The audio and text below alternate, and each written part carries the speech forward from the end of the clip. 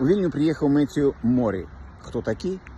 Генеральний секретар Конгресу місцевих і регіональних уладів. Для тих, хто хоч кришку цікавиться місцевим самокеруванням, персона зауважна, вибітна, і зустріча з ним, натурально, вельми актуальна. Про що розмовляли і про що домовилися? Ну, по-перше, я подякував за ту супрацю, яку ми вже ведемо з Конгресом. Конгрес підрихтував правову експертизу на розділ «Місцеве самокерування Конституції Нової Білорусі», а так само на концепцію і проєкт закону об місцевому самокеруванні. І зараз ми інтенсивно працюємо з гэтымі напрацовками. І думаю, що ми зробимо лепший закон об місцевому самокеруванні у Європі. Білоруські городи ще пам'ятають магдебурзьке право. Ну, а про що ще йшла розмова? Домовилися падрыхтаваць проект пагаднення паміж Конгресом і дэмакратычнымі сіламі Беларусі аб супрацы. Нешта падобнае, што мы зрабілі з Еўрапейскім парламентам.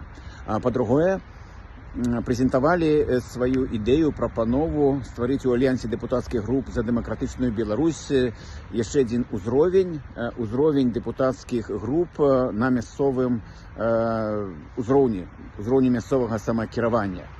А таксама агучылі ідэю, прапанову.